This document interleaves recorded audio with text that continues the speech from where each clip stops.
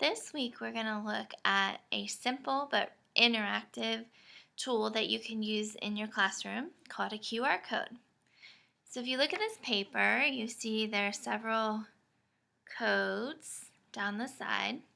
These are what we call QR codes. QR stands for quick response. If you look at it, it might be familiar to you even if you didn't know the term QR code, and that's where I started learning about them. I didn't know the term, but I saw them out when I was shopping mostly, especially when I would go to places like Target. I would see a sign, say by the diapers, and it would say, scan this code with your phone and it'll take you to a website with a coupon. So of course I wanted the coupon, so I started learning that these codes are scannable and take you somewhere. And they pop up in the grocery store and other places. Sometimes they'll be, for example, on a fast food cup where you can scan the code on the cup and it'll take you to a contest or something that the company wants you to see.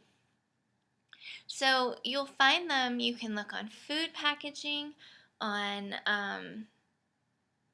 logos, on signs, in newspapers. Now they're many times in textbooks. So our newest textbooks, if you were to flip through one, you'll see sometimes in the text the student will be reading, and then there's a code they can scan and it'll take them to more information, to a website, to a game, to something they can do related to what they just read.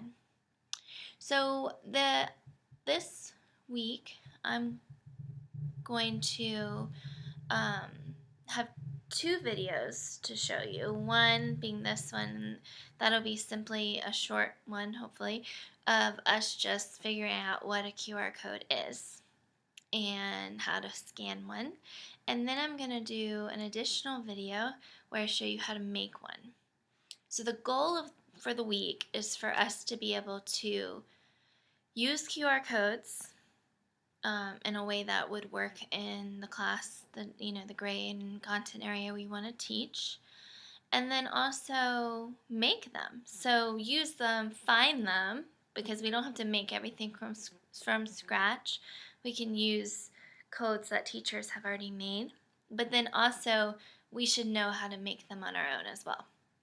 So first thing, I want to figure out what happens when I scan a code. Codes can have a variety of things built into them. It just depends on what the person who created the code wants you to see when you scan it. Could be a website that pulls up on your phone. It could be a video. It could be a picture. It could be a document or just plain text. A Google Doc. It could go to Dropbox. So a variety of things could happen when you scan the code. How do you scan it? So you need to use your phone to do this, or a tablet. At least that's the way we're going to do it. There are ways to do it with a computer, but for now we're just going to focus on a smartphone or a tablet. And you can let me know if you don't have the ability to do that. So I'm going to show you my phone. And there is a little bit of a glare, but over here on the side I have what's called a QR reader, and that's an app that's free that you can download onto your phone. If you don't feel comfortable keeping it on your phone, you're of course may delete it after we play around with it a little bit, but try to do it to start, because I really like this tool. I think that it's something that a lot of people can do without a lot of equipment and a lot of time. You can just do it quickly and have something interactive in your classroom. So what you're going to need to do is go to an app store. So whatever it's called on your phone, on my phone it's called the App Store, but go to wherever you download your apps and type in QR Reader. It should be free.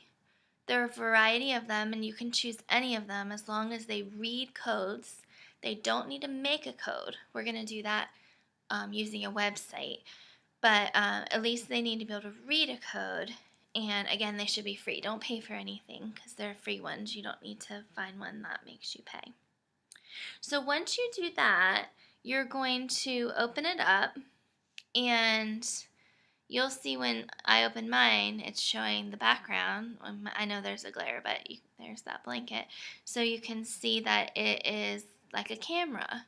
And what it's going to do when you first open it is it's going to ask you if it can access your camera. And you want to say yes. And then it's going to use your camera to scan the code. So I'm going to pull these back up, and we're going to scan one to see what happens. So I have my app, and I'm going to hold the phone over the code, and you see I didn't press anything. I just held it over the code, and it scanned it on its own. And then I went to a website because a website was built into that code. So I know it's glare, you can see Abraham Lincoln there. This is the White House website, but specifically about Abraham Lincoln, because that code was supposed to go there for the students to do something with him. So very simple. So as long as I have a QR reader, I can read QR codes and see what's in them. So that's the first step. We want to be able to have a QR reader, and then any code that we find, even if it's at Target or if it's a code you find online having to do with something you're going to teach, you should be able to read it or open it using your phone if you have that reader. So that's part one. Part two is me showing you how to create those codes. Throughout the week, we're also going to talk about why you would use these codes. So this handout is something I created for professional development, and it is an EDU 2.0. So one of the first things I want you to do is download a QR reader onto your phone or your tablet, and I want you to try to scan some of these. You don't even need to print it. You can scan it right on your computer screen and just see what they do. I think most of them still work. It's been almost a year since I put them on there. Of course, if the website isn't up anymore, it might not go to it. But you'll see there are different examples: secondary, social studies, elementary math, secondary science, and some of them were created by me and some of them were created by teachers, and I found them on Teachers Pay Teachers or just by Googling. And one of the best things you can do is just to Google and say, I want, just say something like QR codes for elementary science or QR codes for teaching biology. And so many things will pop up. So many teachers are bloggers now, and they share what they're doing, and those are great resources. I always think that getting stuff straight from teachers who are in the classroom is one of the best places you can find resources. So I want you to get the code and try and play around with it a little bit and see what happens. See the different ways teachers are using QR codes. And in the next video, I'm going to show you how to make your own. So while it's great to find ones already made, and you definitely will do that, it's also great to be able to make your own.